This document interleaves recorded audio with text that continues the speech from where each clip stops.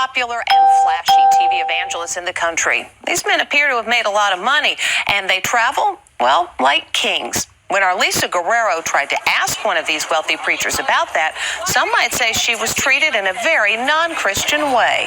There ought not be any poor among you. They're among the most popular televangelists in America. I just need more. I just need more. And they're wealthy beyond imagination. One of my chandeliers costs more than most people's house. I got 22 chandeliers in the house. They live in huge mansions, drive fancy cars, and forget about flying coach. They own some of the best private jets money can buy. I got an intercontinental plane. Pastor Jesse Duplantis zips around in this Dassault Falcon 50 jet paid for by his church. Here he is boarding the plane with his wife for a short 1-hour flight from Fort Worth, Texas to his home outside New Orleans. Estimated round-trip cost, $14,000. If he flew commercial, it would be as low as $180. My congregation is the world. I need the plane. He says his jet allows him to better spread his message around the world, and it sure has taken him to some pretty nice places. 16 times to Hawaii alone since 2006. I really believe that if Jesus was physically on the earth today, he wouldn't be riding a donkey. Duplantis now wants an upgrade to this $54 million Dassault 7X that comes with lavish interiors. Only the wealthiest people in the world can afford such luxury. So for you that don't think I should have that plane, God told me to have that plane. When he didn't respond to our request for an interview, I met him at a book signing. Why do you need a $54 million private jet? We're not doing any kind of interviews right now. I'm in the book. I just like to know why you need a keep your hands off me. Why are you people touching me like this? Because you need to wait. Let go of me. The next day, back on the pulpit, he joked about how his security got rid of me. She's gone. Boom. I could hear her holler. And I came back and said, what'd you do with her? He said, I made her outside edition.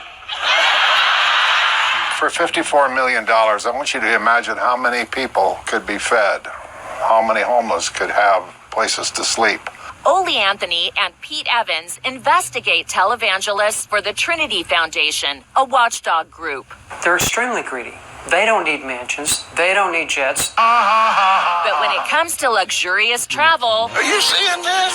I hope so. You bought it. very few people can beat Kenneth Copeland.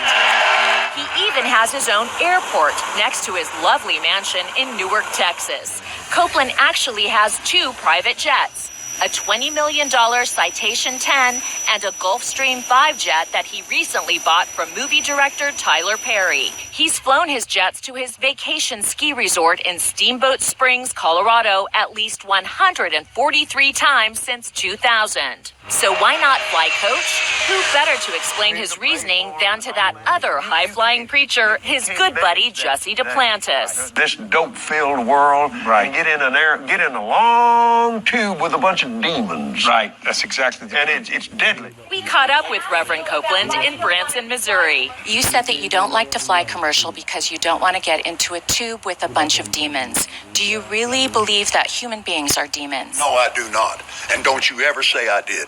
If I flew commercial, I'd have to stop 65% of what I'm doing. How much money did you pay for Tyler Perry's Gulfstream jet, for example? Well, for example, that's really none of your business. But, Isn't it the business of your donors? listen, he made that airplane so cheap for me, I couldn't help but buy it. It's impossible to know exactly how many millions of dollars these ministries take in every year because they are not required to make financial disclosures of donations received.